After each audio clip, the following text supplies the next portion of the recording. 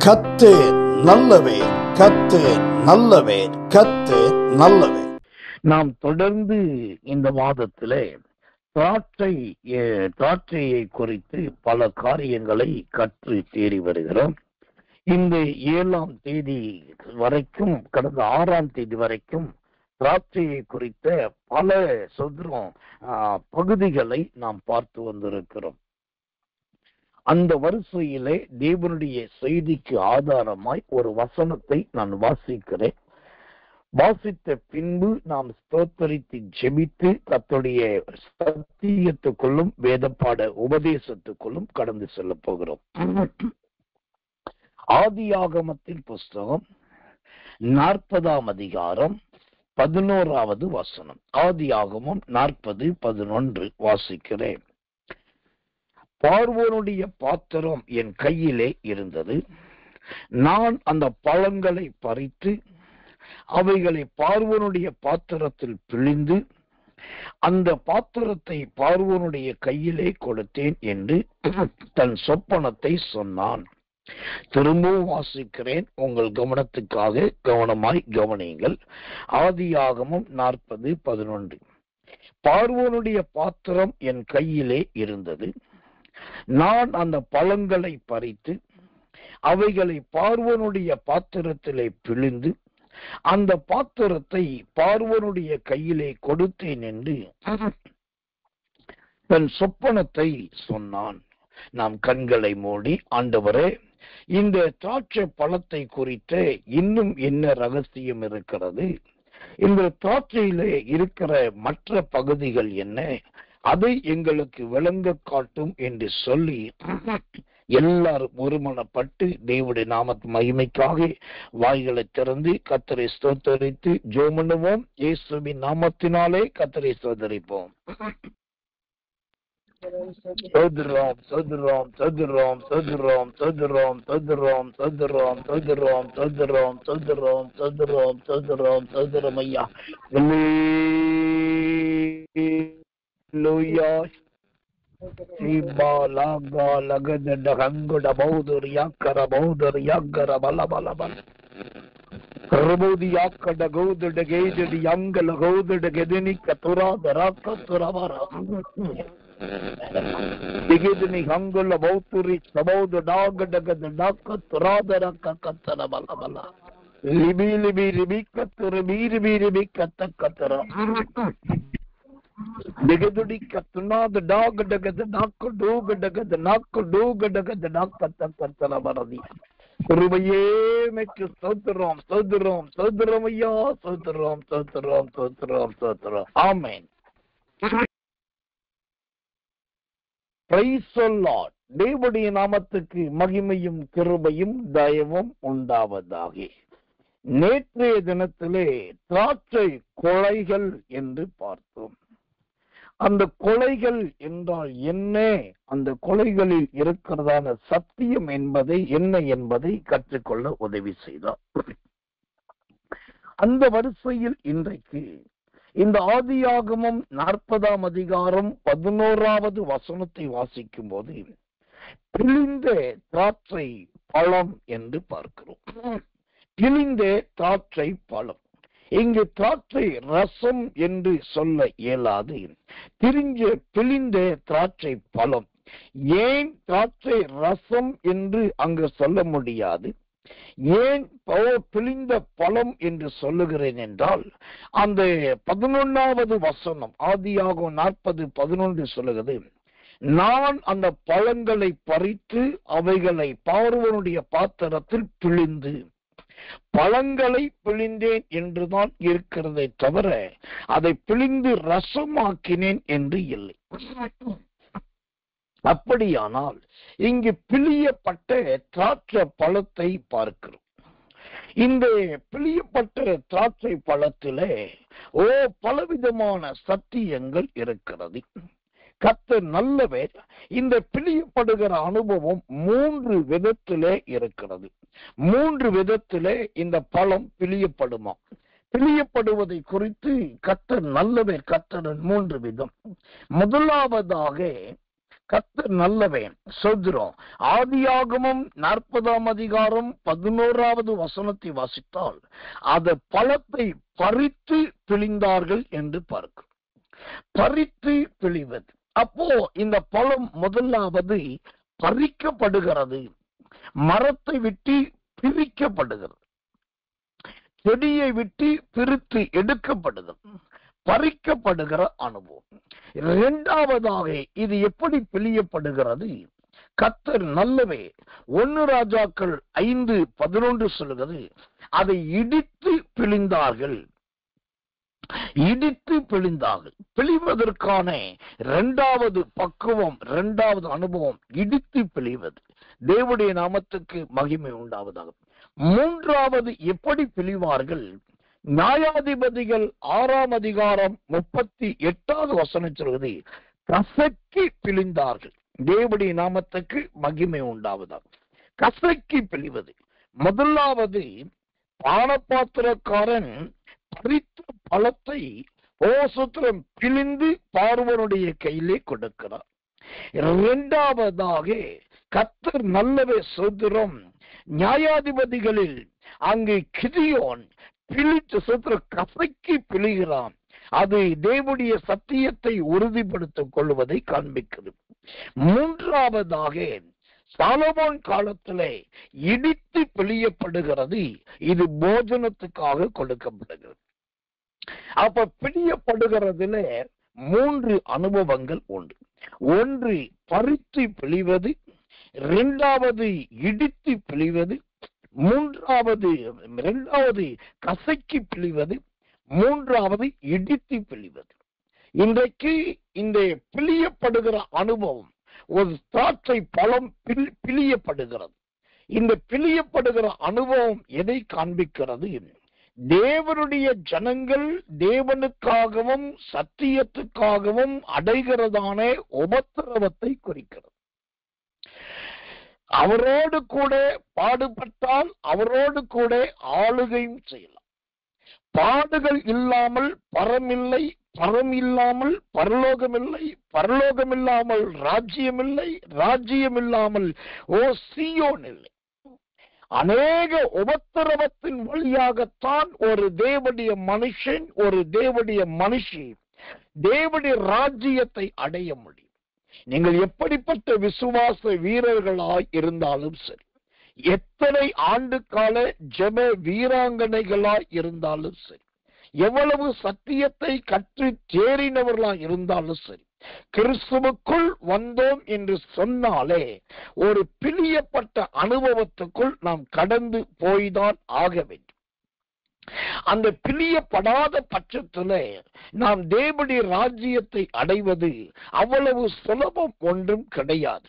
அது பரிசுத்தவான்கள், நீதிமான்கள், தேவ மனிதர்கள், உண்மை உத்தவமானவர்கள், ஒழுக்கமானவர்கள், பரிசுத்தமான தேவனுக்காக பரிசுத்த ஜீவியம் ஜீவித்தவர்கள், வேதத்தின் நியாய பிரமாணத்தை கை கொண்டவர்கள், வேதத்தின்படி நடக்கிற உத்தம மார்க்கத்தான் முடிவு பரியந்தம் நிலைத்து நிற்கிறவர்கள். இவர்கள் யாரானாலும் இவர்கள் எல்லாருமே ஏதோ ஒரு விதத்திலே கர்த்தராலும் கர்த்தருடைய சத்தியத்தினாலும் பிழியப்பட்டுதான் ஆக வேண்டும். இந்த பிழியப்படுதல் என்பது சில நேரத்தில் சரீரத்தில் வருகிற பலவீனங்களை குறிக்கலாம், சில நேரத்தில் பலன் அற்று போவதை குறிக்கலாம், சில நேரத்தில் தரித்திரியத்தை குறிக்கலாம், சில நேரத்தில் சத்துருக்களால் வருகிற போராட்டத்தை குறிக்கலாம், சில நேரத்தில் மறித்து உயிரோடு எழும்புவதை குறிக்கலாம், சில நேரத்தில் சொல்கிறோம் கர்த்தர் இருக்கிறாரா இல்லையா என்கிற சந்தேகம் வருவதை குறிக்கலாம், சில நேரத்தில் இருக்கிற செல்வத்தெல்லாம் இழக்கப்படுவதை குறிக்கலாம், சில நேரத்தில் இயேசு சொன்னதை போல மனைவியை விட்டுவிட்டதை குறிக்கலாம், சில நேரத்தில் பிள்ளைகளை விட்டுவிட்டதை குறிக்கலாம், சில நேரத்தில் குமாரத்திகளை இழந்து விட்டதை குறிக்கலாம். இப்படி ஏதோ பலதரப்பட்ட ஒரு நல்ல போராட்டம். இந்த போராட்டத்துக்கெல்லாம் பேரு நல்ல போராட்டம். நல்ல போராட்டத்தை போராடினேன், விசுவாசத்தை காத்துக்கொண்டேன், இதுவரைக்கும் நீதியின் கிரீடம் எனக்காக வைக்கப்பட்டிருக்கிறது என்று வேதம் சொல்லுது. போராட்டத்திலேயே போராட்டம், நல்ல போராட்டம். எனக்கன்பான தேவ பிள்ளைகளே, அந்த நல்ல போராட்டத்தை தான் ஓசுகிறோம் நம்முடைய வாழ்க்கையில பிழியப்படுகிற அனுபவமாய் நாம் பார்க்கிறோம். தேவனுடைய நாமத்துக்கு மகிமை உண்டாவதாக. அந்த நல்ல போராட்டத்தை குறித்த ஒரு வசனத்தை வாசிக்கிறேன், ஜெபத்தோடு கவனிங்க. 1 தீமோத்தேயுவின் புஸ்தகம் 6ஆம் அதிகாரம் 12வது வசனம். 1 தீமோத்தேயு 6:12. விசுவாசத்தின் நல்ல போராட்டத்தை போராடு, நித்திய ஜீவனை பற்றிக்கொள், அதற்காகவே நீ அழைக்கப்பட்டாய், அநேக சாட்சிகளுக்கு முன்பாக நல்ல அறிக்கை பண்ணுகிறவனுமாய் இருக்கிறாய். விசுவாசத்தின் நல்ல போராட்டத்தை போராடு, அதற்காகவே நீ அழைக்கப்பட்டாய். அப்போ ஆண்டவரால் அழைக்கப்படும் போதே அங்க ஒரு போராட்டம் வரும். அந்த போராட்டம் 3 விதத்துல வரலாம். ஒன்று பிழியப்பட்ட அனுபவத்துல வரலாம், இல்லாவிட்டால் இடிக்கப்பட்ட அனுபவத்துல வரலாம், இல்லாவிட்டால் பறிக்கப்பட்ட அனுபவத்துல வரலாம். இந்த பறிக்கப்படுதல் என்பது உயிரை எடுப்பதை குறிக்கிறது, அது இரத்த சாட்சியின் அனுபவம்.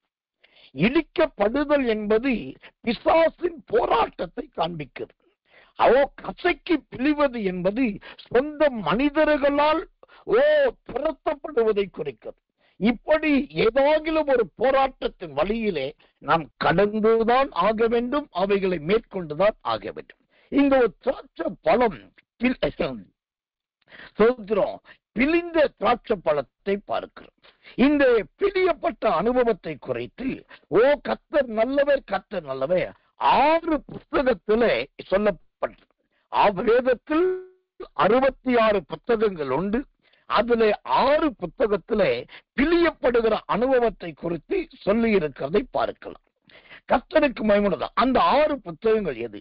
1 ஆதியாகமத்தின் புஸ்தகம், 2வது யாத்திரையாகமத்தின் புஸ்தகம், 3வது லேவியராகமத்தின் புஸ்தகம், 4வது எண்ணாகமத்தின் புஸ்தகம், 5வது நியாயாதிபதிகளின் புஸ்தகம், 6வது 1 ராஜாக்களின் புஸ்தகம். இந்த 6 புத்தகத்திலே பிழியப்பட்ட அனுபவத்தை குறித்து எழுதியிருக்கிறது. தேவனுடைய நாமத்துக்கு மகிமையும் கிருபையும் தயவும் உண்டாவதால். இது மாத்திரமல்ல, இந்த பிழிய திராட்சை பழம் பிழியப்பட்டது கிட்டத்தட்ட 7 காரியங்களுக்காக பிழியப்பட்டதை பார்க்கலாம். 7 காரியங்களுக்காக இந்த பழம் பிழியப்படுகிறது.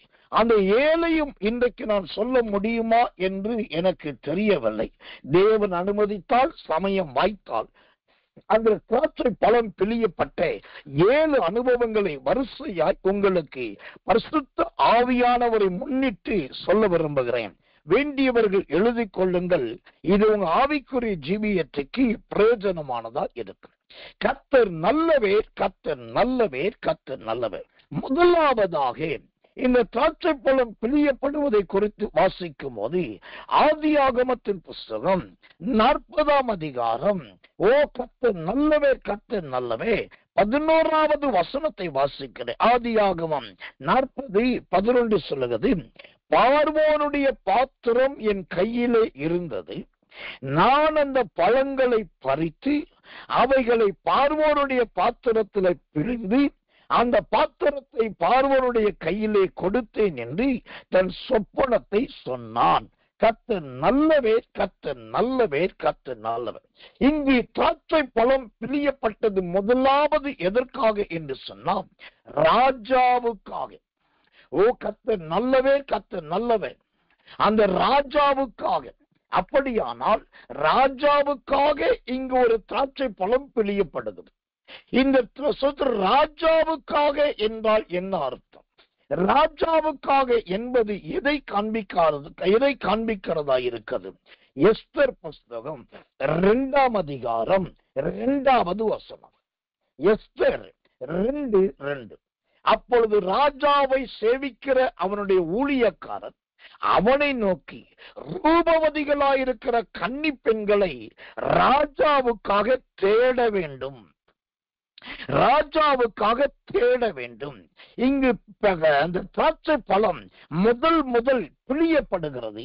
அந்த பிழியப்பட்ட திராட்சை பழம் எதற்காக பிழியப்பட்டது? பார்வோன் என்கிற ராஜாவுக்காக பிழியப்பட்டது. அப்போ அந்த ராஜாவுக்காக பிழியப்படுகிற திராட்சை பழம் ஒரு செடியை பார்த்துட்டு அதுல இருக்கிறத எடுத்துட்டு ஏதோ ஒரு திராட்சை பழம், எப்படியோ இருக்கிற திராட்சை பழம் அல்ல. இந்த வசனம் சொல்லுது, எஸ்தர் 2:2 சொல்லுது, ராஜாவுக்காக தேட வேண்டும். அப்படியானால் இங்கு முதல் பிழியப்பட்ட திராட்சை பழமானது தேடி எடுத்து பிழியப்பட்டது. அல்லேலூயா. தேடி எடுத்து பிழியப்பட்டது. இங்கதான் ஒரு ரகசியத்தை நான் உங்களுக்கு சொல்லிக் கொடுக்கிறேன். கிறிஸ்துவுக்குள் வந்தாலே பாடுகளா? கிறிஸ்துவுக்குள் வந்தாலே உபத்திரவமா? கிறிஸ்துவுக்குள் வந்தாலே வேதனை கஷ்டம்தானா என்று சொல்லி கேட்கிறாங்க. ஒன்றை தெரிந்து கொள்ளுங்கள், கிறிஸ்துவுக்குள் வந்த எல்லாருமே பாடுகளை அனுபவிப்பது கிடையாது. எல்லாருமே மரண போராட்டத்துக்குள் போவது கிடையாது. சிலருக்கு தான் அந்த பாடுகள் ஒரு கிருபையாகவே கொடுக்கப்படுகிறது. அது யாருக்கு என்று சொன்னால், யார் பாடுகளை சகிப்பார்கள், யார் உபத்திரவத்தை தாங்குவார்கள், யார் முடிவு வரைக்கும் நிலைத்திருப்பார்கள் என்று கர்த்தருக்கு தெரியுமோ அவர்களை தான் தேவனாகிய கர்த்தர் அந்த உபத்திரவத்தின் வழியிலே தேர்ந்தெடுப்பார். எல்லாருக்கும் கிடையாது. இந்த திராட்சை பழம் தேடி எடுக்கப்பட்டது, தேடி கண்டுபிடிக்கப்பட்டது. ஓ ஸ்தோத்திரம். அப்போ உங்க வாழ்க்கையில ஜெபிக்கிறீங்க, உங்க வாழ்க்கையில ஆராதிக்கிறீங்க, உங்க வாழ்க்கையில கர்த்தருக்கு உண்மையா இருக்கீங்க. ஆனாலும் இன்னைக்கு நீங்க பிழியப்பட்ட அனுபவத்துல ஐயோ ஸ்தோத்திரம் பல கஷ்டத்துல போயிட்டு இருக்கீங்க அப்படின்னா உங்களுக்கு தெளிவா சொல்லுறேன், உங்களுக்கு உபத்திரவத்தின் அழைப்பை தேவன் கொடுத்திருக்கிறார். அது ஒரு அழைப்பு, அது ஒரு உபத்திரவத்தின் அழைப்பு. தேவன் தேடி கண்டுபிடித்துதான் அந்த கிருபையை உங்களுக்கு கொடுத்திருக்கிறார். இப்ப நல்லா கவனிக்கணும். அப்போஸ்தலனாகிய பேதுரு நேரடியாய் இயேசுவினால் அழைக்கப்பட்டார். அப்போஸ்தலனாகிய பவுல் வானத்திலே தேவனுடைய சத்தத்தினால் அழைக்கப்பட்டவர். நேரடியாய் இயேசுவால் நேரடியாய் அழைக்கப்பட்ட பேதுருவை குறித்து அவர் எந்த இடத்துல எவ்வளவு பெரிய பாடுபட்டார் அல்லது ரொம்ப உயிருக்கு எதிரான காரியங்களை நாம் பார்க்க முடியாது. மேலோட்டமாய் சில இடங்களில் இருக்கிறது. ஆனால் வானத்திலே தேவனுடைய சத்தத்தினால் தேடி எடுத்து திருத்தெடுக்கப்பட்டது சவுல் என்கிற பவுல். அவரை தேவன் அழைக்கும் போதே அந்த உபத்திரவத்தின் ஊழியத்துக்குன்னே அழைத்திருக்கிறார். கர்த்தர் நல்லவே. ஏனென்று சொன்னால் அப்போஸ்தலர் நடபடிகளின் புஸ்தகம் 9ஆம் அதிகாரம் 15வது வசனத்திலே கர்த்தர் சொல்லிட்டார், அவன் எவ்வளவாய் பாடுபட வேண்டும் என்பதை நான் அவனுக்கு காண்பித்திருக்கிறேன். அல்லேலூயா. பவுலை அழைக்கும் போதே, பவுலை தேவன் திருத்தெடுக்கும் போதே, சவுல் என்கிற பவுலை கர்த்தர் தெரிந்தெடுக்கும் போதே அவர் சொல்லிவிட்டார், அவன் எவ்வளவாய் பாடுபட வேண்டும் என்பதை நான் அவனுக்கு காண்பித்திருக்கிறேன். கர்த்தர் நல்லவேர், கர்த்தர் நல்லவேர், கர்த்தர் நல்லவேர்.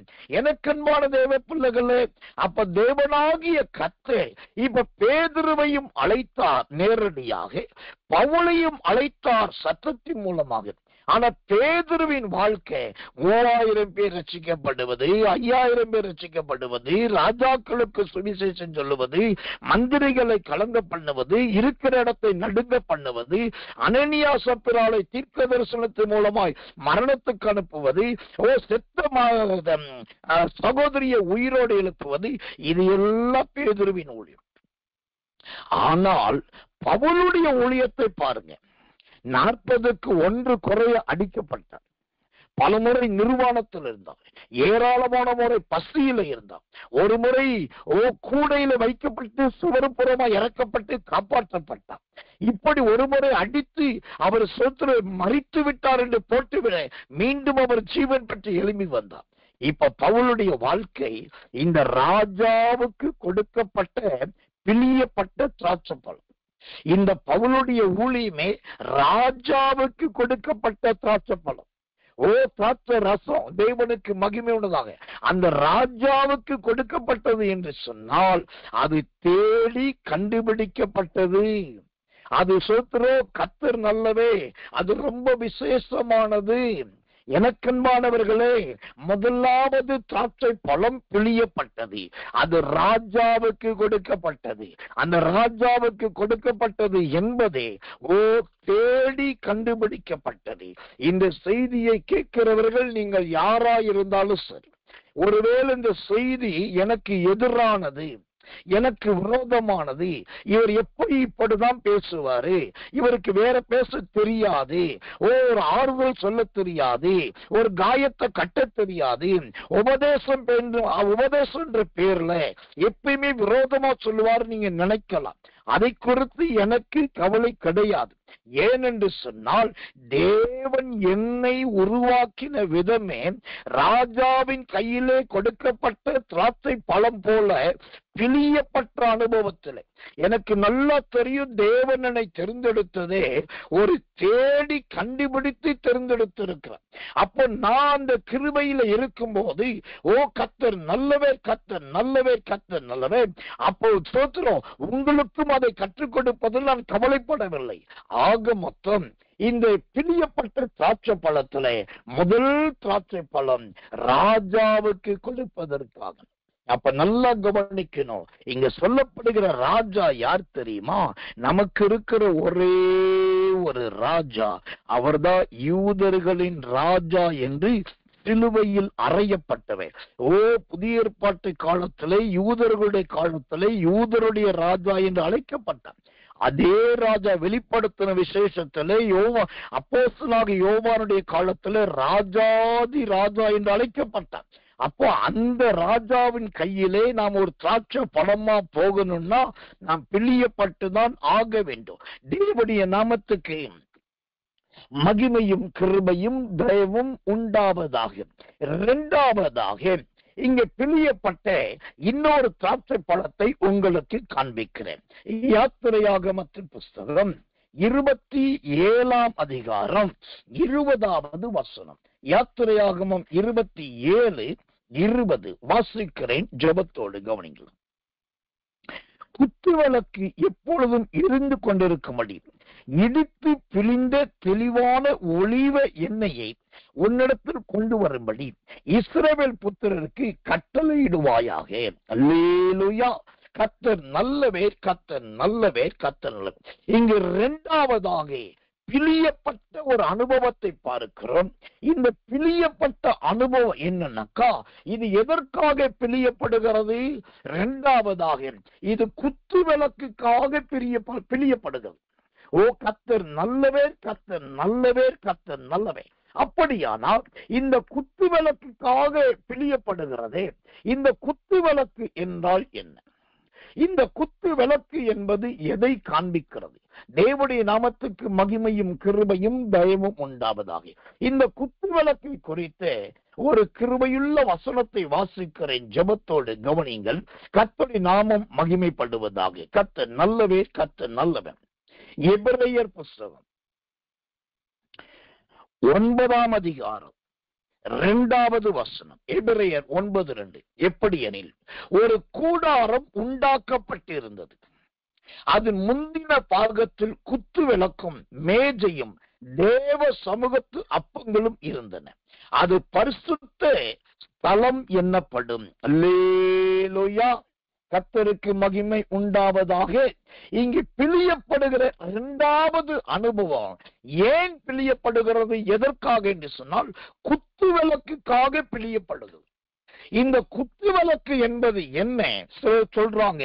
குத்து விளக்கு என்றால் தேவனுக்காக எரிவது, குத்து விளக்கு என்றால் கர்த்தருக்காக பிரகாசிப்பது, குத்து விளக்கு என்றால் மரக்காலுக்குள் உள்ளே இல்லாமல் தண்டி மேல் வைக்கப்படுவது, குத்து விளக்கு என்றால் கட்டிலுக்கு கீழே இல்லாமல் மேலே இருப்பது, குத்து விளக்கு என்றால் வீட்டுக்கல்ல வெளிச்சம் கொடுப்பது, குத்து விளக்கு என்றால் உயர்ந்து நிற்பது, குத்து விளக்கு என்றால் கர்த்தருக்காக நிலைத்து வருஷத்தில் தலை நிமிர்ந்து நடப்பது. இதெல்லாம் கற்பனையில் கொடுக்கிற விளக்குங்கள். ஆனால் இந்த குத்து விளக்கு என்பது எதை குறிக்கிறது? எபிரேயர் புஸ்தகம் 9:2 சொல்லுது, அது பரிசுத்த ஸ்தலம் என்னப்படும். அல்லேலூயா. இப்போ இந்த திராட்சை பழம் இரண்டாவதாக பிழியப்பட்ட போது அது குத்து விளக்குக்காக பிழியப்படுகிறது. அந்த பிழியப்பட்ட உடனே இந்த திராட்சை பழம் இப்ப ரசம் எங்க போகுதுனாக்கா அது நேர பரிசுத்த ஸ்தலத்துக்கு போகுது. அல்லேலூயா. இப்ப நல்லா கவனிங்க, கொஞ்ச நேரத்துக்கு முன்னாடி இந்த திராட்சை பழம் ஒரு செடியில இருக்குது, ஒரு கொடியில இருக்குது, மண்ணு இருக்கிற இடத்துல இருக்குது, ஒரு குப்பையும் கூலமும் உள்ள இடத்துல இருக்குது, ஒரு தோட்டத்துக்குள்ள மறைஞ்சு இருக்குது, இலைகளுக்கு நடுவே நிழலாட்டமா இருக்குது, அது அங்கே மேலுக்கும் கீழுக்கும் இடையில தொங்கிட்டு இருக்குது. ஆனா அந்த திராட்சை பழத்தை எடுத்து அதை பிழிஞ்ச உடனே அந்த திராட்சை பழம் இப்ப எங்க போகுதுன்னா நேர பரிசுத்த ஸ்தலத்துக்கு போகிறது. அல்லேலூயா. பிழியப்படுகிற அனுபவம் சாபமா ஆசீர்வாதமா? பிழியப்படுகிற அனுபவம் சாபக்கேடா ஆசீர்வாத வளர்ச்சியான்னு கேட்டாக்கா நான் சொல்லுவேன், பிழியப்படாத வரைக்கும் நீங்க உலகத்தின் வாழ்க்கையை வாழ்றீங்க. ஒரு மண்ணோட மண்ணா இருக்கீங்க, செடியோட செடியா இருக்கீங்க, கொடியோட கொடியா இருக்கீங்க, இலைகளுக்கு இலைகளோடு இருக்கீங்க, அவசர தோட்டத்துல இருக்கீங்க. ஆனா எடுத்து பிழியப்படும் போது நீங்க வேதனையோ சஞ்சலத்தையோ துன்பத்தை அனுபவிக்கிறீங்க. ஆனா பிழியப்பட்டு முடிஞ்ச பின்பு ஆண்டவர் உங்களை எங்க கொண்டு போறார்னா நேர பரிசுத்த ஸ்தலத்துக்கு கொண்டு போகிறார். அப்போ இங்க இரண்டாவதாக பிழியப்பட்ட இந்த அனுபவம் குத்து விளக்கை குறிக்கிறது. இந்த குத்து விளக்கு என்பது பரிசுத்த ஸ்தலத்தை குறிக்கிறது. இந்த பரிசுத்த ஸ்தலம் என்பது எது? எனக்கன்பானவர்களே, நாம் வாழ்கிற வீட்டை, நாம் இருக்கிற வீட்டை எப்போதும் ஒரு பரிசுத்தமான முறையிலே நாம் காத்துக்கொள்ள வேண்டும். அது ஒரு பரிசுத்தமான முறையிலே வீட்டை வைத்துக் கொள்ள வேண்டும். எங்கு பார்த்தாலும் அழுக்கு துணிகள், எங்கு பார்த்தாலும் கந்தல் வாடைகள், எங்கு பார்த்தாலும் செருப்புகள், எங்கு பார்த்தாலும் கண்ட பொருட்கள், ஒன்று சுத்திகரிக்க இல்லாதது, கழுவப்படாதது, பரிசுத்தமாக்கப்படாதது, ஒரே கண்டபடி கிடக்கும் என்று சொன்னா நீங்களும் பரிசுத்தவாட்டி கிடையாது. உங்க வீடும் பரிசுத்தமானது கிடையாது. நீங்க பரிசுத்த ஸ்தலத்துல பிரவேசிப்பதற்கே லாயக்கு அற்றவர்கள் என்ற அர்த்தம். அதனாலதான் கர்த்தர் சொல்ல நேரத்துல என்ன பண்றாரு, நல்லா போட்டு பிழியிறாரு. பிழிஞ்சி அதை விளக்குல வச்சு அந்த விசத்துல பிழியப்பட்ட எண்ணெயுள்ள அந்த விளக்கு கொண்டு போய் எங்க வைக்கிறாரு? பரிசுத்த ஸ்தலத்துல வைக்கிறாரு. சிலருக்கு பிழிஞ்சாதான் சுத்தம் தெரியும், சிலருக்கு பிழிஞ்சாதான் பரிசுத்தம் தெரியும். பிழியப்படாத பட்சத்துல துணிகரமா நடப்பாங்க. இவர்களை கர்த்தர் எங்கு கொண்டு போக விரும்புகிறாரு? பரிசுத்த ஸ்தலம். இந்த பரிசுத்த ஸ்தலம் எதை குறிக்கிறது? ஒன்று தேவனுடைய ஆலயத்தை குறிக்கிறது, இரண்டாவது தேவன் உலாவுகிற இடத்தை குறிக்கிறது, மூன்றாவது மனுஷனுடைய சரீரத்தை குறிக்கிறது, ஜீவியத்தை குறிக்கிறது. அப்போ ஒன்று உங்க சரீரம் பரிசுத்த ஸ்தலமா மாறணும். இரண்டாவது தேவன் உலாவுகிற இடம் எங்கேயோ அங்கெல்லாம் பரிசுத்த ஸ்தலமா காணப்படணும். மூன்றாவது உங்களுடைய இருப்பிடங்கள், வீடு தேவனுடைய ஆலயம். அந்த பரிசுத்த தேவனுடைய ஆலயம் பலிபீட ஸ்தலம், அது பரிசுத்தமாய் காக்கப்பட வேண்டும், நல்ல சுத்திகரிக்கப்பட்டதாய் காக்கப்பட வேண்டும். அந்த பரிசுத்த ஸ்தலத்துக்குள்ளே அசுத்தமானது வரக்கூடாது, அருவருப்பானது வரக்கூடாது. இன்றைக்கு ஜெபம் நடத்துகிறவர்கள் அரைக்கால் ட்ரௌசர் போட்டுக்கொண்டு ஜெபம் நடத்துகிறார்கள். வேதம் சொல்லுகிறது, நீ பரிசுத்த ஸ்தலத்தின் படிகளில் ஏறும் போது உன் நிர்வாணம் காணப்படாது இருப்பதாக. ஆனா இந்த வசனத்தெல்லாம் மறந்துட்டு இன்னைக்கு ஜெபம் நடத்துறவங்களே அரைக்கால் ட்ரௌசரை போட்டுக்கிட்டு ஜெபம் நடத்துறாங்க. கர்த்தருக்கு மகிமை உண்டாவதாக. கண்ட விதமான நிர்வாணம், நிழலாட்டமான நிர்வாணம், வெளியில வஸ்திரம் போட்டிருப்பாங்க, உள்ள பார்த்த எல்லா அவயவங்களும் உறுப்புகளும் அப்படியே தெரியும். அவசரத்தில் இவங்களெல்லாம் கர்த்தர் என்ன செய்ய போறாரு? ஒரு நேரம் இல்லாவிட்டால் ஒரு நேரம் அப்படியே கசக்கி பிழிஞ்சி எடுப்பார். பிழிஞ்சி எடுத்து அதுக்கப்புறம் விளக்குல கொண்டு போய் ஊற்றுவார். கர்த்தர் நல்லவன். அவர்களுக்கு இப்படிப்பட்ட பாடத்தை கற்றுக் கொடுத்தால்தான் தெரியும். நம்ம ஊழியத்துல இந்த சம்பவம் 2 முறை நடந்தது. ஒரு முறை என்னோடு கூட நம் ஊழியத்திற்கு பிரதானமான ஒரு போதகர், அவர் பேரை நான் சொல்ல விரும்பல, அந்த போதகரும் நானும் டெல்லி பட்டணத்துக்கு ஒரு ஊழிய விஷயமாய் போயிருக்கிறோம். கூட்டங்களுக்கு அல்ல, வேறு ஒரு அலுவல் விஷயமாக, ஊழியம் சம்பந்தப்பட்ட அலுவல் விஷயம். அவர் போயிருக்கும் போது அதிகாலை சொல்கிறோம், கர்த்தர் நல்லவன், அந்த 3 மணி இருட்டோட ஜெபம் நான் அதை நடத்த போறேன். அப்போ என் பக்கத்துல படுத்திருந்த அவரும் எழுந்து ஜெபத்துல உட்கார்ந்தார். எழுந்து ஜெபத்துல உட்கார்ந்தாக்கா அவர் நல்ல டைட்டா ஒரு ஜட்டி போல, ஜட்டியை விட கொஞ்சம் கூடுனதான ஒரு அரைக்கால் ட்ரவுசர், அதை போட்டுட்டு வந்து ஜெபத்துல உட்கார்ந்தார். அப்போ சோத்திரநாத கண்டுக்கவே பக்கத்துல உட்கார்ந்து இருக்காரு. நான் எதையுமே டப்புன்னு வேகமா சொல்லாதவன், ஆனா என் கிரியை என் ஜீவியம் அவர்களை மாற்றிவிடும். அப்போ நான் அமைதியா உட்காந்து நான் வழக்கத்தின்படி இருட்டோட ஜெபத்தை நடத்திட்டு இருக்கேன். நல்ல ஆவியில நிரம்பி தீர்க்க தரிசனம் சொல்லி எல்லாரும் ஜெபத்தை நடத்திட்டு இருக்கும் போது அவர் மேல திடீர் ஒரு தேவனுடைய வல்லமை வந்து இறங்க, அவர் விழுந்து அடிச்சு கீழே இறங்கினார், ஓடினார். ஓ கர்த்தர் நல்லவே. அந்த சூத்திர ஜட்டி போன்று இருக்கிறதானே சின்ன அந்த வஸ்திரத்தை கலந்து போட்டு வேற போட்டுக்கிட்டேன். என்ன நடந்ததுன்னு கூட்டம் முடிஞ்ச பிறகு கேட்டேன். கர்த்தர் நல்லவன். அப்பதான் அவர் சொன்னாரு, சாரி பாஸ்டர், நான் உங்க கூட இருக்கிற ஹோட்டல்ல இருக்கிறேன், ஆனா இதுக்கு முன்னாடி ஒரு சம்பவம் நடந்தது, மறந்தே போயிட்டேன். ஒரு நாள் அதிகாலை இருட்டோட ஜெபம் நடந்துட்டு இருந்துச்சு. அப்ப நீங்க தீர்க்க தரிசனம் சொன்னீங்க, இங்க ஒரு ஊழியக்காரரு அரை வஸ்திரத்தை விட கால் வஸ்திரம் போட்டு உட்கார்ந்து இருக்கீங்க, அதோட கர்த்தர் ஆராதிக்க வந்திருக்கீங்க, தேவனுடைய கோபாக்கின தொழுதுன்னு சொன்னீங்க. அன்னைக்கே நான் பயந்து ஓடி போய் வஸ்திரத்தை மாத்திக்கிட்டேன், இன்னைக்கு மெய் மறந்து திரும்ப உட்கார்ந்துட்டேன், என்ன மன்னிக்கணும் அப்படின்னார். நல்லா கவனிக்கணும், இதுதான் அந்த பிழியப்படுகிற அனுபவம். இந்த திராட்சை பழம் 2வதாக பிழியப்பட்டது விளக்கில ஊற்றப்படுவதற்கு. அந்த விளக்குல எதுக்கு ஊற்றுறாங்கன்னாக்கா அந்த பரிசுத்த ஸ்தலத்துக்கு கொண்டு போவதற்கு. எனக்கன்பான தேவ பிள்ளைகளை, நம்முடைய ஜீவியத்திலே நாம் சரீரத்தில் பயன்படுத்துகிற வஸ்திரங்கள் நல்ல பரிசுத்தமானதா இருக்குதா? நம்முடைய வீட்டில் இருக்கிற பொருட்கள் பரிசுத்தமானதா இருக்குதா? நம்முடைய நடவடிக்கைகள் பரிசுத்தமானதா இருக்குதா?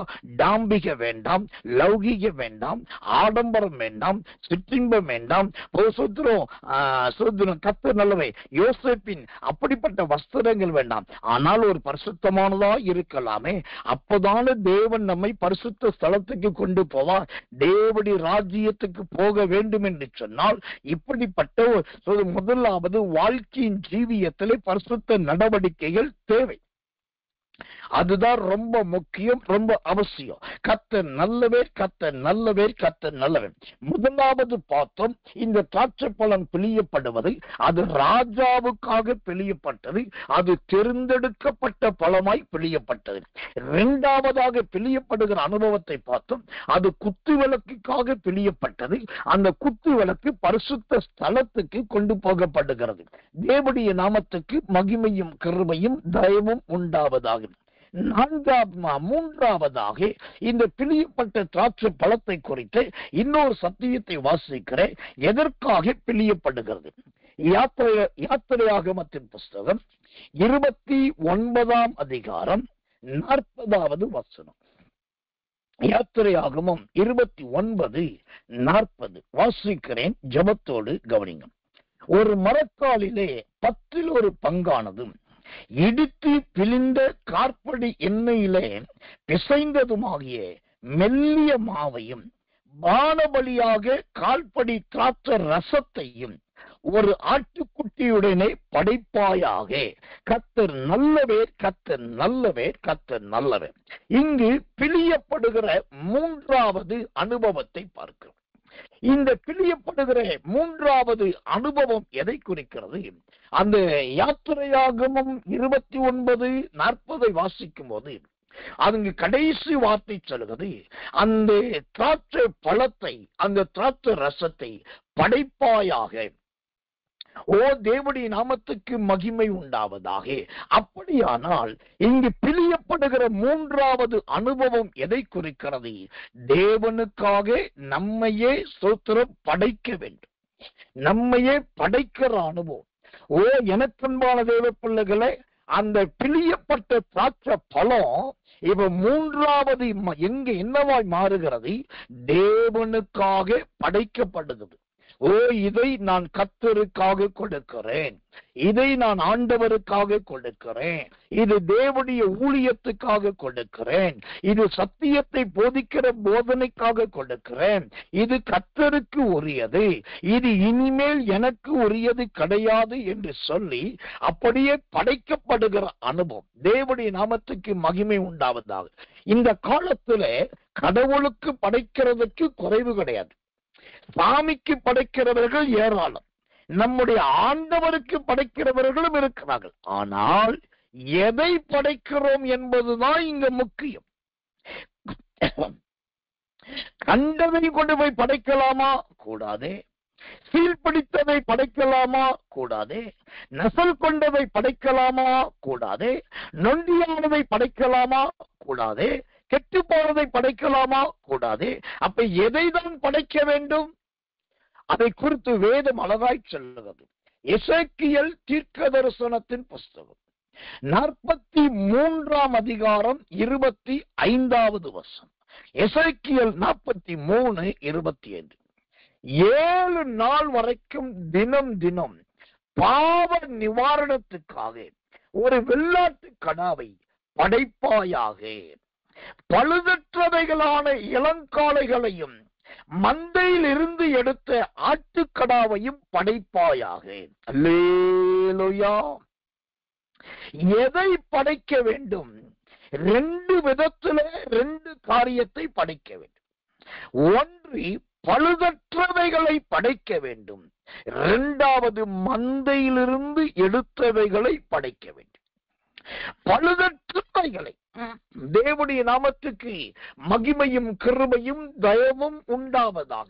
அப்படியானால் எனக்கன்பான தேவ பிள்ளைகளே, ஸ்தோத்திரம், அந்த பழுதற்ற ஸ்தோத்திரம் அவைகளை கர்த்தருக்கு படைக்க வேண்டும் என்று சொன்னால், இந்த பழுதற்றவைகள் எதை குறிக்கிறது? பழுதற்றவைகள் எதை விவரிக்கிறதா இருக்கிறது?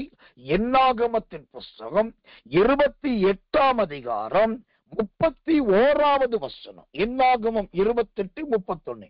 நித்திய சர்வாங்க தகன பலியையும் அதன் போஜன பலியையும் அதன் பான பலியையும் அன்றி இவைகளையும் செலுத்த கடவைகள், இவைகள் பழுதற்றவைகளாய் இருக்க வேண்டும். அல்லேலூயா. இந்த பழுதற்றவைகள் என்பது எதை குறிக்கிறது? நித்திய சர்வாங்க தகன பலி. நித்திய சர்வாங்க தகன பலி. அந்த நித்திய சர்வாங்க என்று சொன்னாலே முழுவதுமாய் படைத்து விடுவது. கொடுத்தால் கர்த்தருக்கு பண்ணின பொருத்தனை முழுவதுமாய் நிறைவேற்றுவது.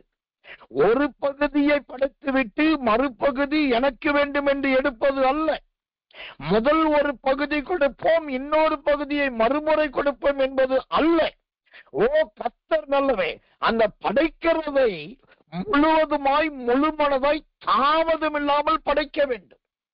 என் ஊழியத்துல நடந்த ஒரு சம்பவம்.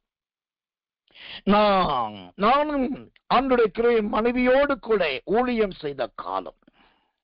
அந்த நாட்களில் விசுவாச ஊழியத்திலே தேவனுக்குள் ரொம்ப உறுதியாயிருந்தது.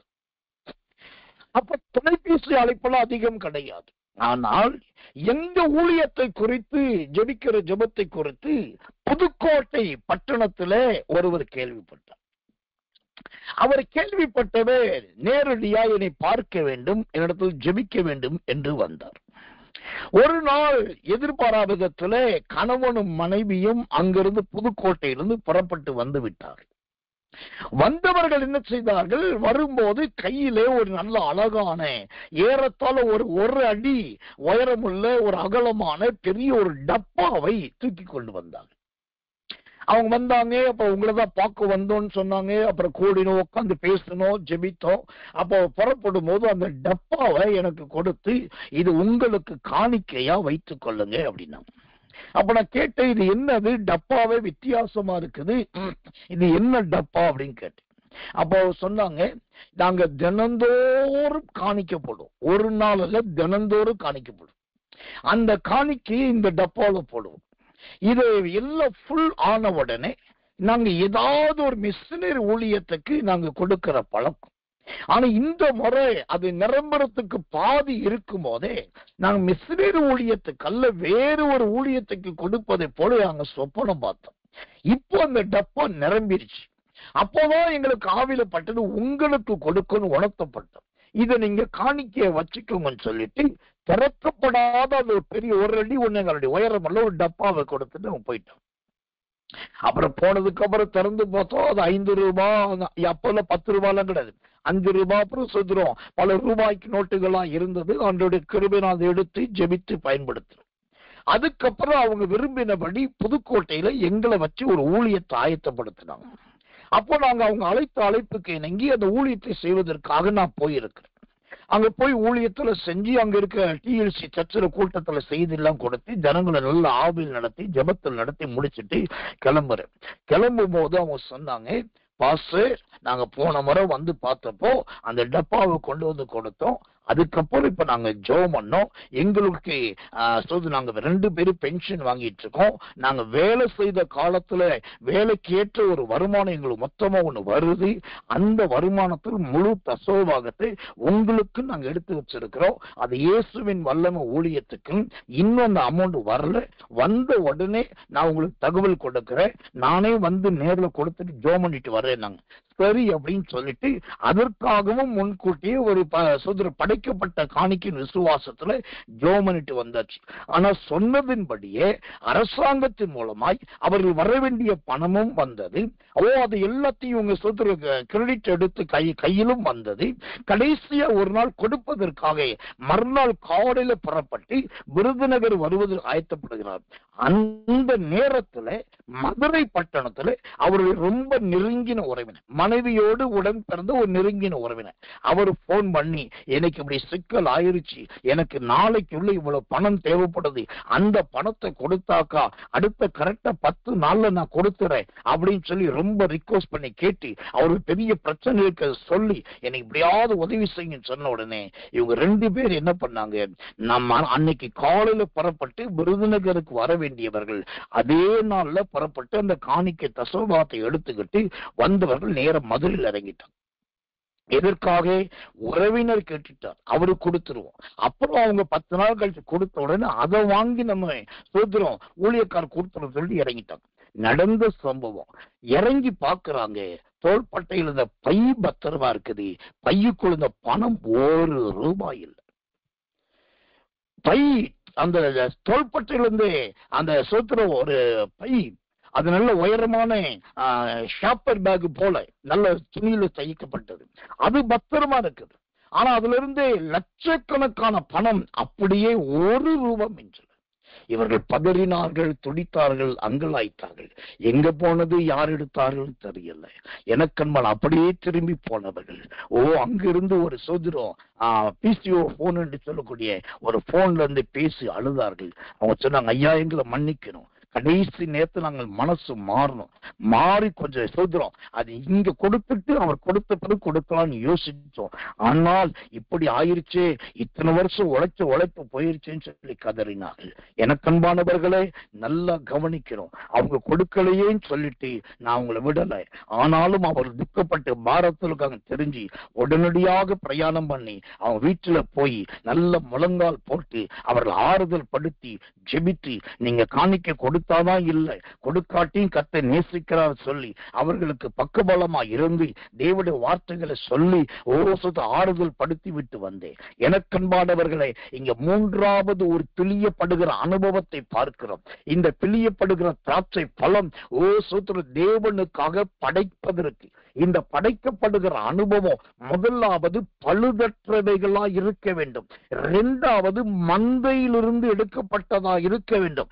அந்த மந்தையிலிருந்து எடுக்கப்பட்டது எதை குறிக்கிறது தெரியுமா? கடத்தங்காயை எடுத்து வழிப்பிள்ளையாருக்கு உடைத்த கதையாக யாருதோ எடுத்து யாற்றையோ ஏமாற்றி, யாற்றையோ லஞ்சம் வாங்கி, யாற்றையோ கைமாற்று வாங்கி, யாற்றையோ பித்தலாட்டம் பண்ணி அதை கொண்டு வந்து ஆலயத்தில் கொடுக்க கூடாது.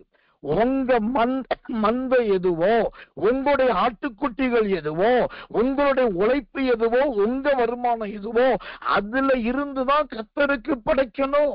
இன்னைக்கு லஞ்சம் வாங்கி காணிக்கை கொடுக்கிற நிறைய பேர் இருக்காங்க.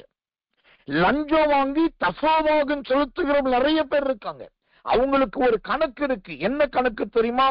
கவர்மெண்ட் எனக்கு கொடுக்கிற மந்த்லி ஸ்கேல், கவர்மெண்ட் எனக்கு கொடுக்கிற மந்த்லி பே, இதை நான் தொடமாட்டேன். இது அப்படியே வீட்டுக்கு, ஒரு பைசா எடுக்க கூடாது, அது அப்படியே வீட்டுக்கு. ஆனா நான் கிம்பளமா வாங்குவேன், கை நீட்டி வாங்குவேன், பல ரீதியில எனக்கு வருது.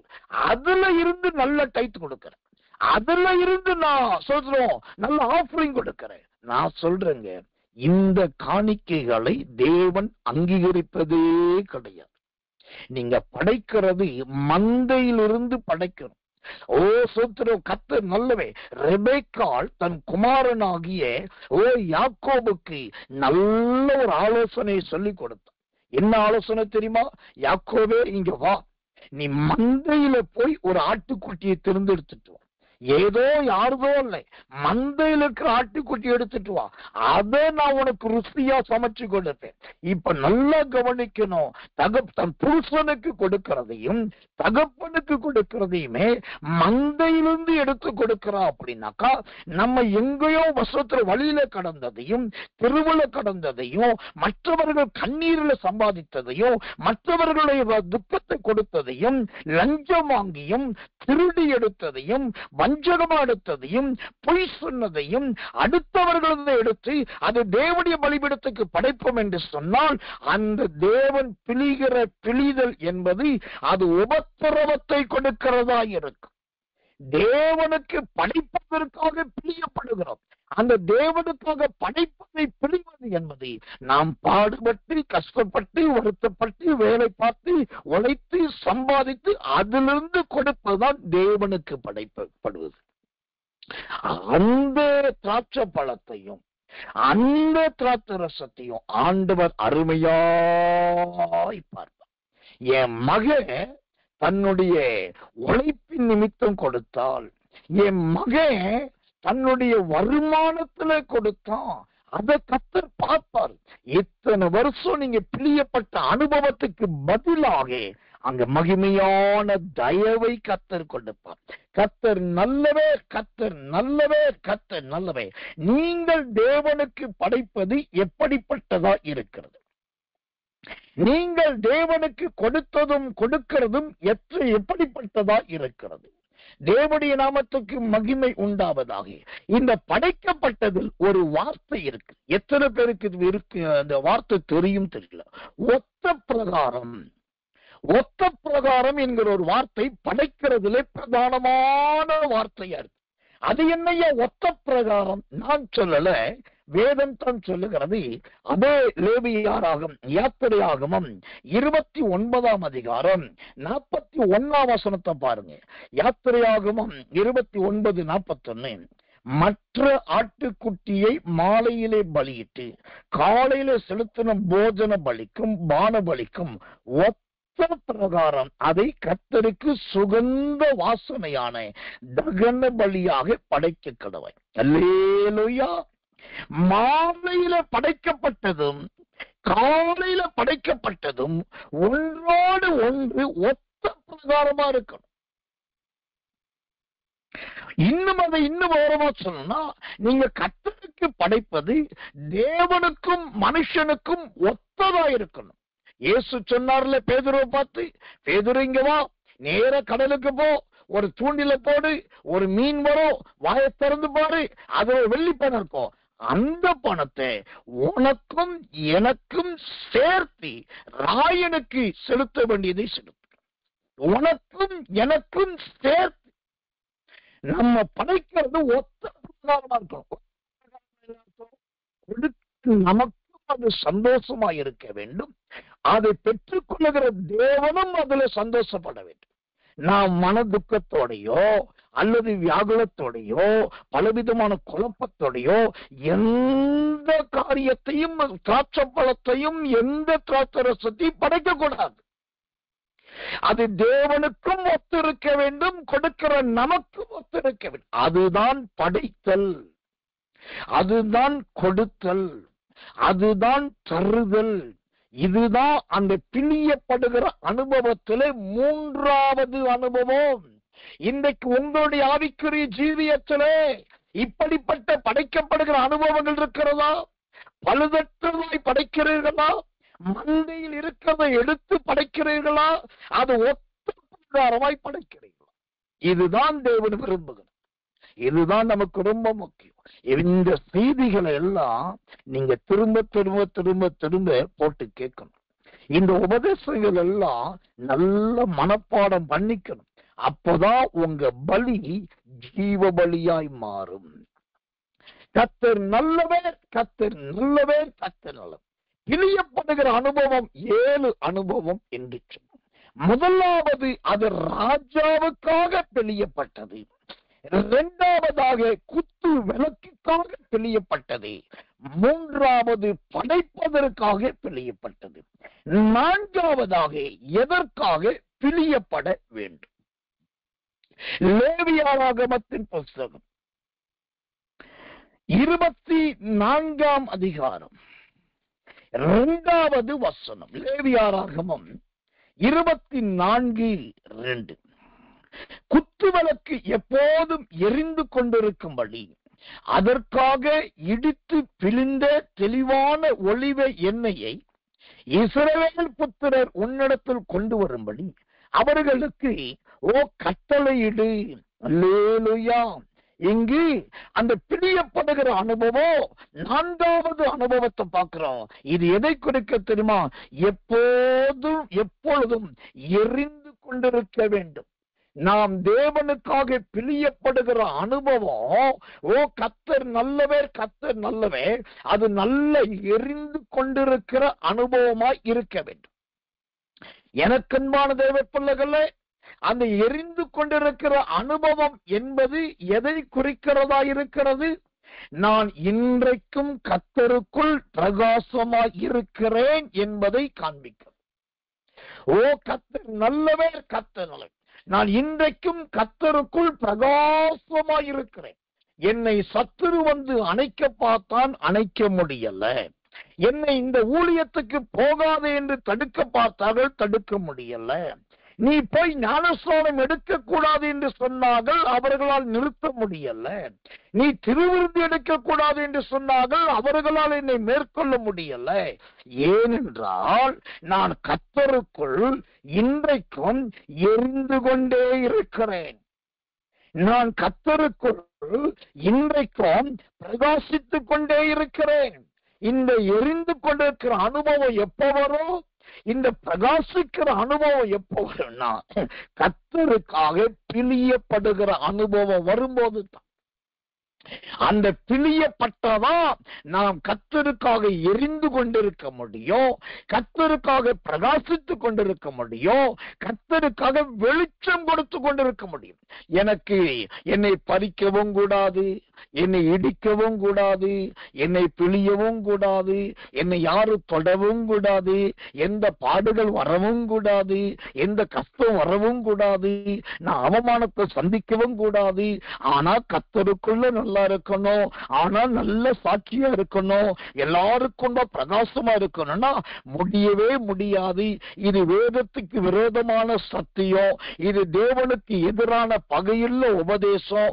எனக்கன்பானவர்களே, நாம் நோய் எறிய வேண்டும், நாம் பிரகாசிக்க வேண்டும், நாம் வெளிச்சம் கொடுக்க வேண்டும் என்று சொன்னாலே கர்த்தர் நல்லவே பிழியப்பட்டுதான் ஆக வேண்டும். இதுல மாற்று கருத்துக்கு இடமே கிடையாது.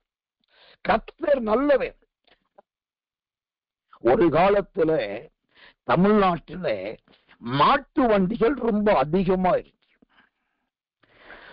இந்த மாட்டு வண்டிகள் தென் தமிழ்நாட்டுல பாத்தீங்கன்னாக்கா, அதாவது கிட்டத்தட்ட மதுரையிலிருந்து கன்னியாகுமரி வரைக்கும் பாத்தீங்கன்னாக்கா, அது மரத்தினால் செய்யப்பட்ட மாட்டு வண்டிகள். மர சக்கரம் இருக்கும், நல்ல கம்புகள் நட்ட மேற்பகுதி இருக்கும், நல்ல மரத்தினால் செய்யப்பட்ட அந்த சுத்திரம் மர வண்டி இருக்கும். இது தென் தமிழ்நாடு. ஆனா வட தமிழ்நாடு, மதுரைக்கு அந்த பக்கம் செஞ்சி, சுத்திரம், திருவண்ணாமலை, சுத்திரம், உளுந்தூர்பேட்டை, விழுப்புரம், சென்னை, இங்க இருக்கிற மாட்டு வண்டிலாம் பாத்தீங்கன்னாக்கா இரும்பினால் செய்யப்பட்ட, முழுக்க முழுக்க முழுக்க இரும்பு. அதோடைய சக்கரங்கள் பெரிய பெரிய டயர்ல இருக்கும். அப்புறம் உருவமோ அந்த உடம்போ அந்த மரவண்டி அந்த மாட்டு வண்டியோட உருவமும் முழுக்க முழுக்க இரும்பிதான். இப்போ அந்த மாட்டு வண்டிக்கு 2 மாட்டை பூட்டுவாங்க. இந்த பக்கம் ஒரு மாடு, அந்த பக்கம் ஒரு மாடு. இப்ப மாட்டை பூட்டினதுக்கு அப்புறம் அந்த மர வண்டியே ஒரு கணம், அதையும் அது சுமக்கணும். அதுக்கப்புறம் வண்டிக்கு மேல ஒரு பெரிய சுமைய நிறைய ஏற்றி வச்சிருப்பாங்க. அந்த சுமையவும் இழுக்கணும். ஒண்ணு வண்டியை சுமக்கணும், 2வது வண்டியை இழுக்கணும். இப்ப இந்த 2 மாடும் வண்டியை சுமக்கவும் செய்யும், வண்டியை இழுக்கவும் செய்யும். ஆனாலும் பாத்தீங்கன்னா அந்த வண்டியை ஓட்டுற ஒரு மாட்டுக்காரன் இருப்பான், வண்டிக்காரன் ஒருத்தன் உட்கார்ந்து இருப்பான். அவன் கையில பாத்தீங்கன்னா ஒரு மூங்கி குச்சி இருக்கும். அது பார்க்கறதுக்கு சாதாரணமான மூங்கி குச்சி தான். ஆனா அந்த குச்சிக்கு முன்னாடி பாத்தீங்கன்னா ரொம்ப கூர்மையான ஒரு ஆணி இருக்கு. அந்த ஆணியின் முனிய பாத்தீங்கன்னா அப்படியே உள்ள இறங்குற மாதிரி கூர்மையா இருக்கு. ஓ கர்த்தர் நல்லவே. இப்ப நல்லா கவனிக்கணும்.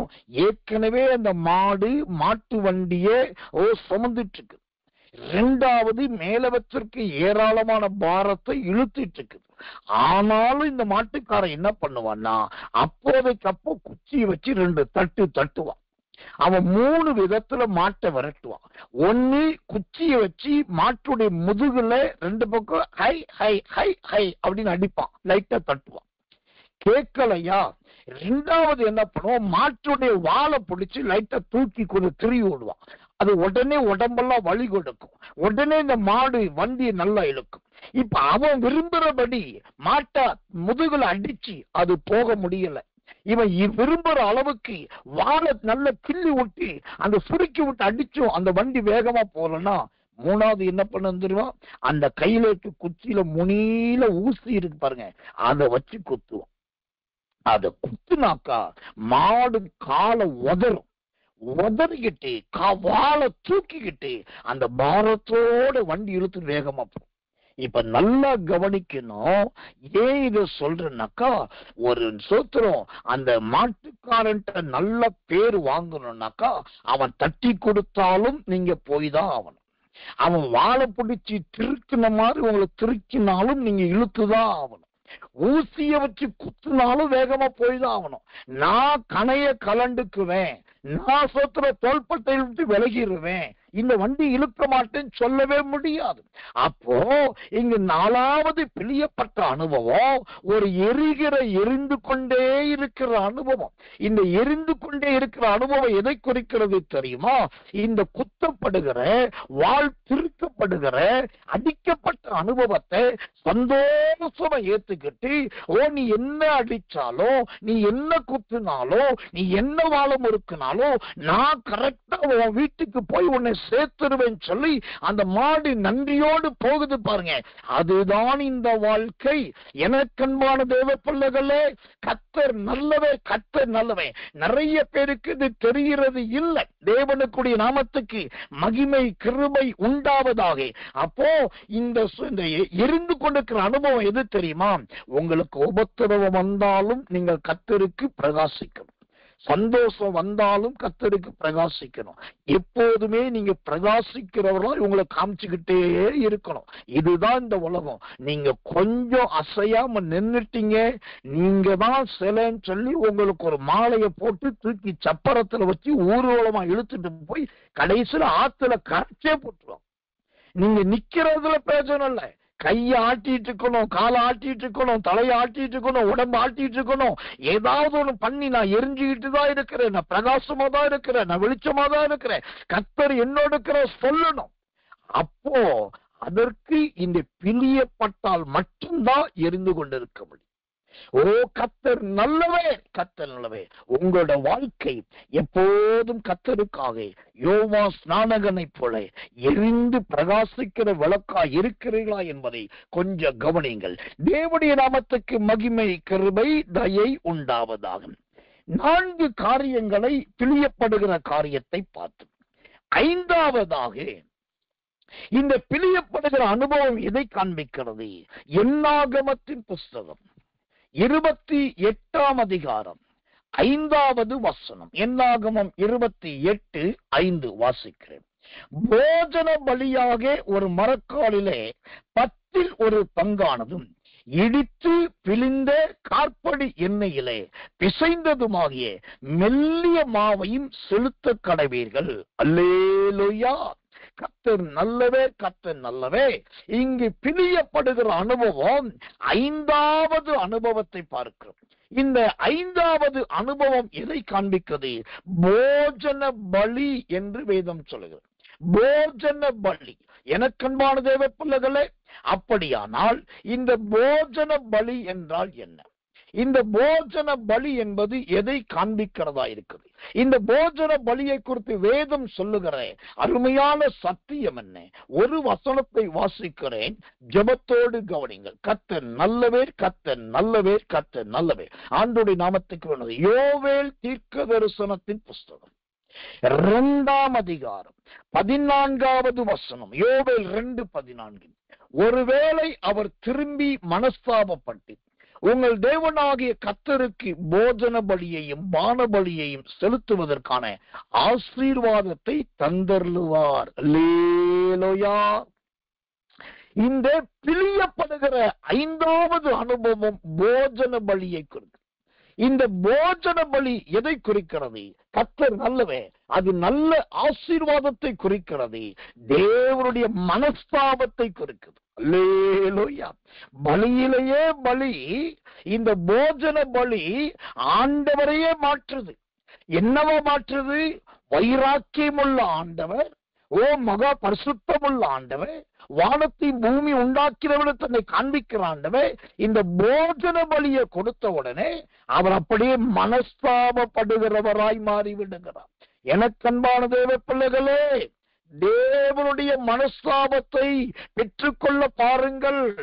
தேவன் உங்களை பார்க்கும் போது, பேதுருவே ஏன் அழுகிறாய் என்று கேட்கக்கூடிய மனஸ்தாபத்தை பெற்றுக் கொள்ளுங்கள்.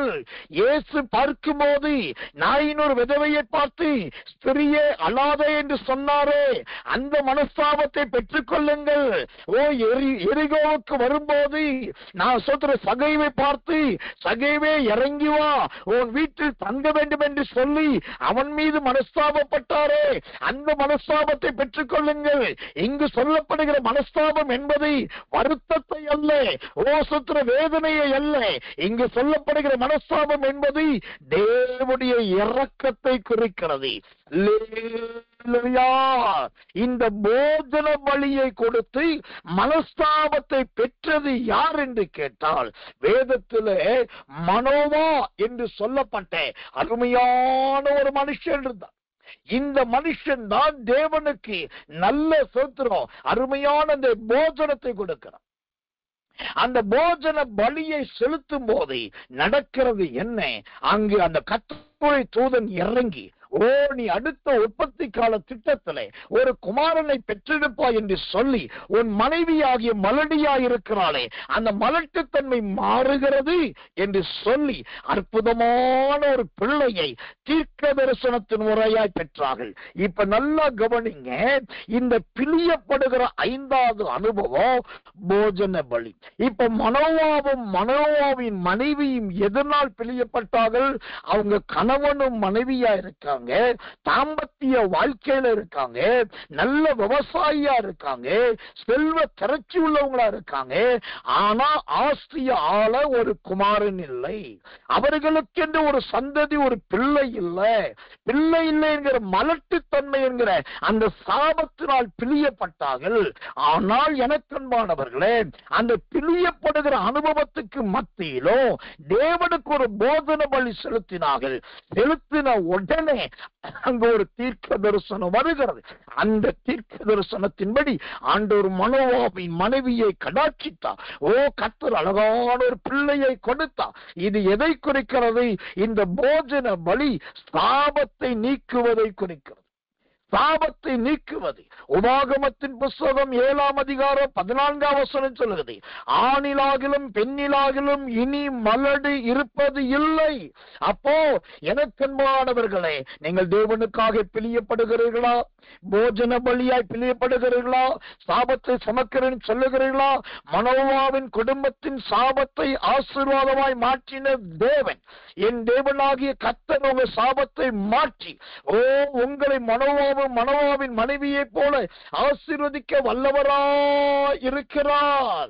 நியாயாதிபதிகளின் புஸ்தகம் 13ஆம் அதிகாரத்தை வாசித்து பாருங்கள்.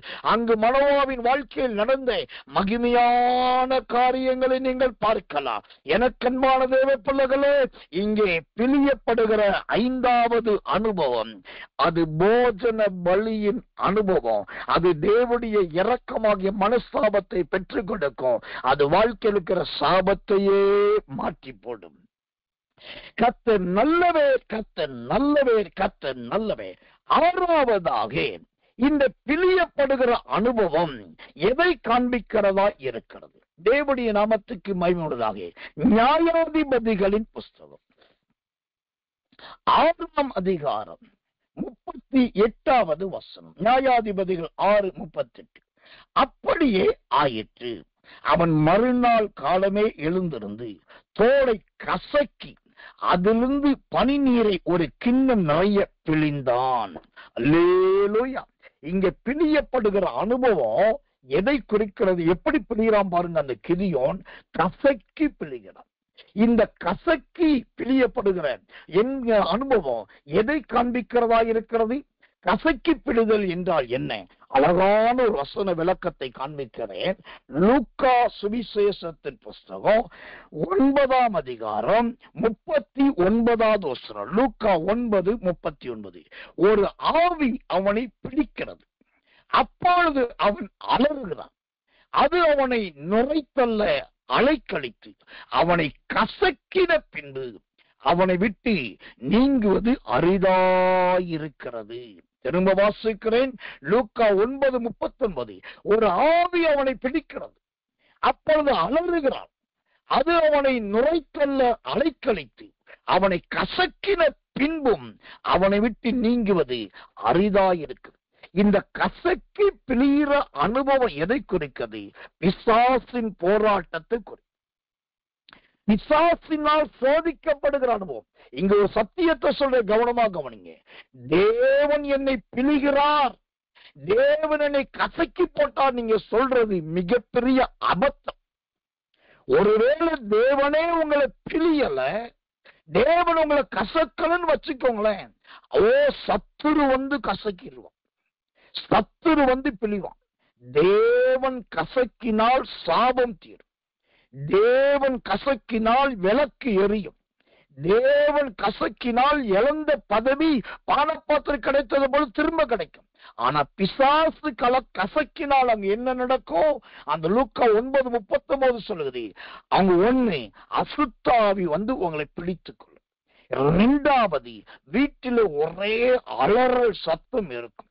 3வது, நுரைத்தள்ளுகிற அனுபவம். சாப்பிடுவது எல்லாம் வெளியே வருவது, நுரைத்தள்ளுதல். 4வது, அலைக்கழிக்கும். ஒரு வேளையில ஒரு மனைவியோட, ஒரு புருஷனோட, ஒரு குடும்பத்தோட, ஒரு பதவியில, ஒரு ஊழியத்துல நிலைச்சிருக்க முடியாது. 5வதாக கத்தரளவே அந்த போராட்டம் உங்களை விட்டு போவதே கடினமா இருக்கு. இப்ப தெரிந்து கொள்ளுங்க, அடிக்கடி கத்தரனை கசக்கிறாரு, அடிக்கடி கத்தரனை பிழிகிறாரு, அடிக்கடி கத்தரை இடிக்கிறாருன்னு சொல்லல. அவர் கசக்காவிட்டால், அவர் பிழியாவிட்டால், அவர் இடிக்காவிட்டால் வீட்டில கூக்குரல் இருக்கும், ஒரே நுரைத்தழுதல் இருக்கும், அலைக்கழிப்பு இருக்கும். சோத்திரம், பெரிய போராட்டம், விலகுவதே கஷ்டமா இருக்கும். இன்னைக்கு நிறைய குடும்பத்தில் இதுதான். ஏன் தெரியுமா? தேவனுடைய திட்டத்தை தெரியாம அவரை முறுமுறுக்கிறது, தேவனுடைய சத்தியத்தை தெரியாம அவருக்கு எதிராக பேசுறது, தேவனுடைய ஆலோசனையை விளங்கிக் கொள்ளாம அவருக்கு விரோதமா காரியத்தை சொல்லிக் கொள்வது. அதனாலதான் சில நேரம் தேவன் இந்த கசக்குகிற பிசாசுகிட்ட கொடுக்கிறாரு. இன்னைக்கு நான் சொல்றேன், எனக்கன்பானவர்களே, இந்த கிதியோனுடைய ஜீவன் எப்படி தெரியுமா? அவன் ஒரு நேரம் வந்த போது அந்த தோலை எடுத்து நல்ல கசக்கி பிழிந்தான் அப்படின்ட்டு. இந்த கசக்கி பிழிவதே அசுத்த ஆவியினால் அலக்களிக்கப்படுவது போல இருக்கு. இதே சம்பவம் தான் கிதியோனுக்கு வந்து, என்னைக்கு அவன் போல கசக்கி பிழிந்தானோ அதே போல வாழ்க்கை மாறுச்சு. என்ன நடந்தது? தேவன் அவனுக்கு யுத்தத்தில் ஜெயம் கொடுத்த பின்பு அவன் ஒரு நாள் ஒரு ஏபோத்தை செஞ்சான். ஏபோத்தை செஞ்சு அவன் ஊர்ல வச்சு, நீங்க எதுக்கு ஷீலோவுக்கு போனோம், நீங்க ஏன் எருசலேமுக்கு போனோம், நீங்க ஏன் பெத்தேலுக்கு போனோம், இங்க வாங்க, இங்க வந்து ஆராதிங்கன்னு சொல்லி ஒரு ஏபோத்தை வச்சான். பின்னாட்கள் என்னாச்சு தெரியுமா? அந்த ஏபோத்தே ஒரு விக்கிரகமா மாறி போச்சு. அவன் கசக்குகிற அனுபவமே பின்னாடி அலக்களிக்கிற ஆவியா மாறிச்சு.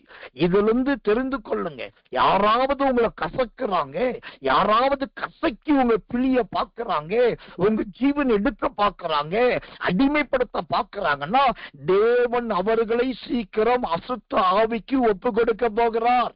தேவன் அவர்களை அலைக்கழிப்புக்கு ஒப்பு கொடுக்க போகிறார். தேவன் அவர்களை நுரைத்தள்ள பண்ண போகிறார்.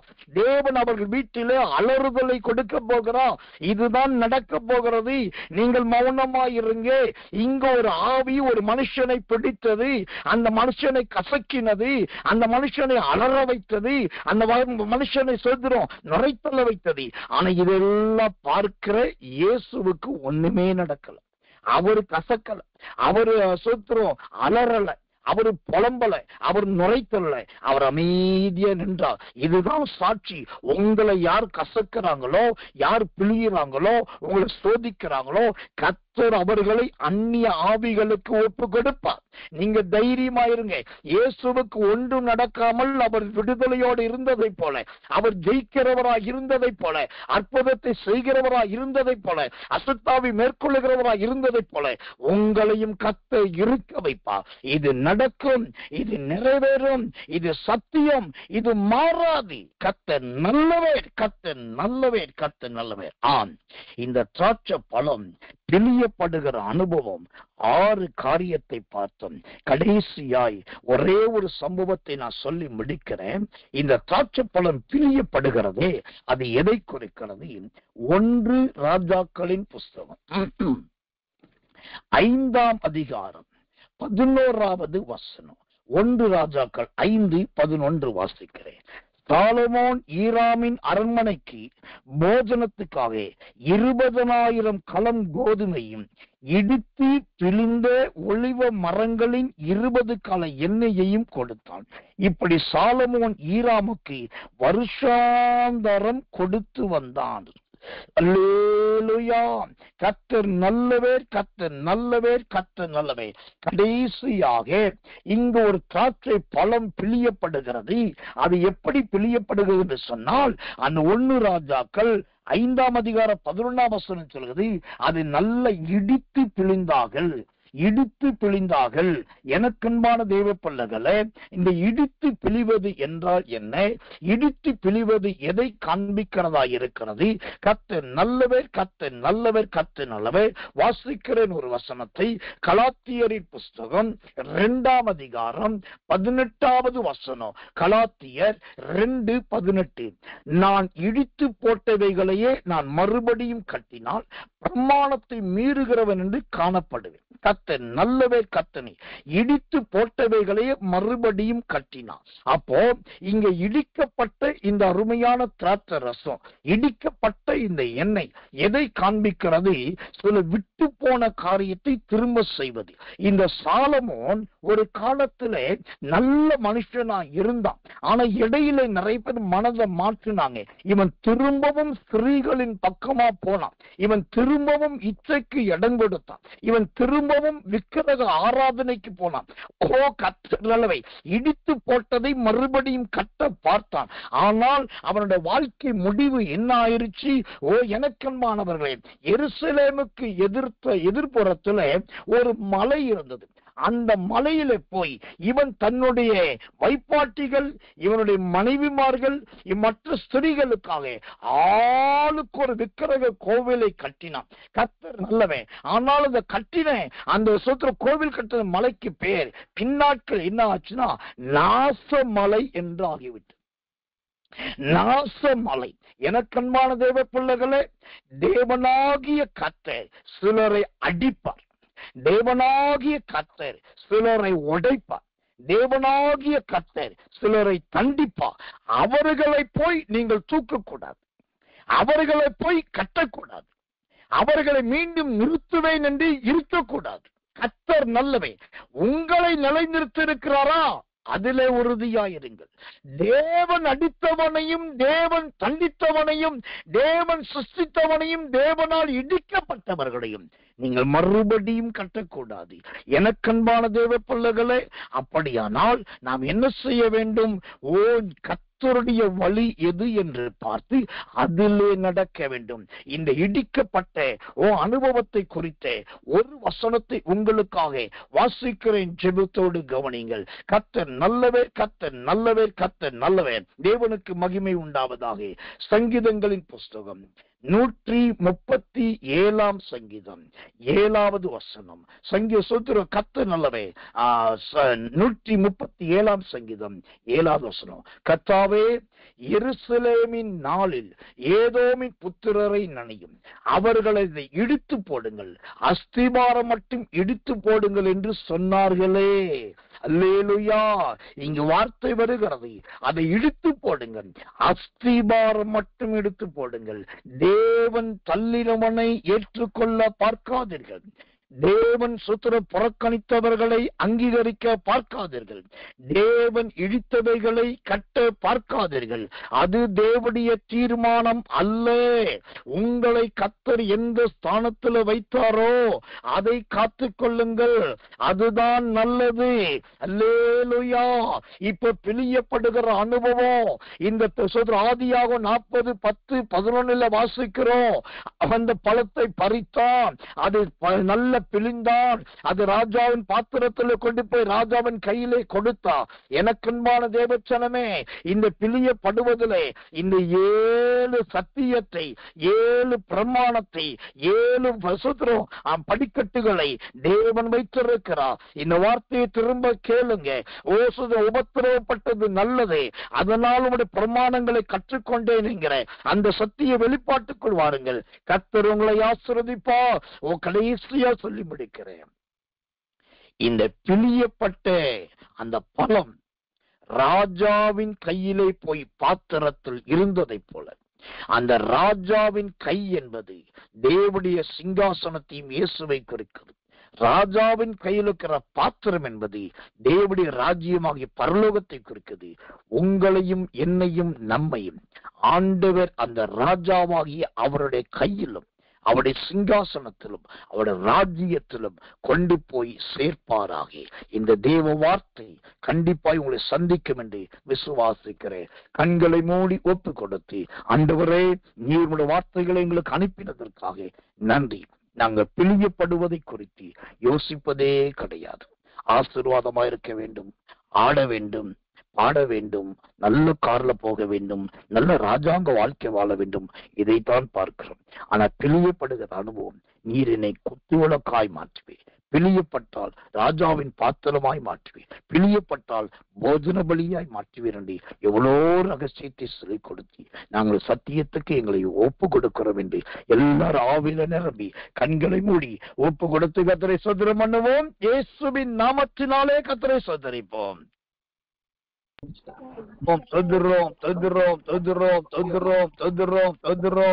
ஐயா ரீபா லகதட கந்தோனி யாக்கல பல பல பல பல பல பல பல பல பங்க டகதட பரதியா ஓ ரீ ஷமௌதுடியாக்க டகத டகதட கதுடகதட பல பல பல பல பல ஓ ரீ மனாத்தித் ரபௌது ரியாக டகத நத்தி தி ரிகதனி ரதியா எகதனி ஆந்த டகத நீ டகத டா டகத டா ரகத டா டகத டா டகத டா டா டகத டா இப்பொழுதே ஒரு அபிஷேகம் வருவதாக, இப்பொழுதே ஒரு வல்லமை வருவதாக, இப்பொழுதே ஒரு கிருபை வருவதாக. ரியா ஷமௌத்தியாக்க துரபல பல பல பல பல மக்க துரபல பல அங்கட பௌதரி யாக்கட பௌதரி யாக்கர பௌதரி யாக்கர பௌதரி யாக்கர வார ரமக்க ரமக்க துரபல பல. ராஜாவின் பாத்திரமாய் எங்களை மாற்றுங்க ஆண்டவரே, குத்து விளக்காய் எங்களை மாற்றுங்க ஆண்டவரே. ஓ சுத்திர படைக்கப்பட்ட காணிக்கையாய் எங்களை மாற்றுங்க ஆண்டவரே, எரிந்து கொண்டே இருக்கிற எண்ணெயாய் மாற்றுங்க ஆண்டவரே. ஆண்டவரே. ஓ கர்த்தர் நல்லவர், கர்த்தர் நல்லவே. நல்ல போஜன பலியா எங்களை மாற்றுங்க ஆண்டவரே. ஓ கர்த்தர் நல்லவே. அவன் கசக்கி பிழிகிற அனுபவம் அறியா. ஓ நாங்கள் சாத்தானுக்கு இடம் கொடாதபடிக்கு, அசுத்த ஆவிக்கு இடம் கொடாதபடிக்கு எங்களை காத்துக்கொள்ளவீராக. கர்த்தர் இடித்தவர்களை, கர்த்தர் உடைத்தவர்களை நாங்கள் எழுப்ப பார்க்காதபடி எங்களை ஞானமுள்ளவர்களாய் மாற்றுங்க ஆண்டவரே. இந்த திராட்சை பழம் பிழியப்படுகிற அனுபவத்தை போல உமக்காக, சத்தியத்துக்காக, கர்த்தருக்காக, வேதத்துக்காக பிழியப்பட்டாலும் தேவனுக்கென்று சகிக்க உதவி செய்வீராக. நன்றி பிதாவே, நன்றி பிதாவே, நன்றி பிதாவே, நன்றி பிதாவே. ஆமென். நாம் ஜெபிப்போம். அன்புள்ள நல்ல பரமபிதாவே, நல்ல அருமையான இந்த ராத்திரி வேளையிலே பிழியப்பட்ட திராட்சை ரசத்தை குறித்து, திராட்சை பழத்தை குறித்து கர்த்தர் சொன்னீரே. இந்த 7 அனுபவங்களை தேவன் எங்களுக்கு வெளிப்படுத்தி காண்பித்திருக்கிறது. இது வெறும் வார்த்தையாக, செய்தியாக அல்ல ஆண்டவரே. இது தேவனுடைய வெளிப்பாக பெற்று எங்கள் ஜீவியத்தை சீர்படுத்திக் கொள்ள, தரப்படுத்திக் கொள்ள, இதை வைத்து எங்களை பலப்படுத்திக் கொள்ள கர்த்தர் உதவி செய்யும். தேவனுடைய கிருபையும் கரமும் தாங்குவதாக இயேசுவின் ரத்தம் செய்யும். இயேசுவின் நாமத்தில் ஜெபிக்கிறோம் நல்ல பிதாவே. ஆமென், ஆமென், ஆமென். எல்லாரும் சேர்ந்து சொல்லுவோம். கர்த்தரை ஸ்தோத்திரி. முழு உள்ளமே அவருடைய பரிசுத்த நாமத்தை ஸ்தோத்திரி. என் ஆத்துமாவே கர்த்தரை ஸ்தோத்திரி. கர்த்தர் செய்த சகல உபகாரங்களையும் ஒரு நாளும் மறவாது. ஆமென், ஆமென்.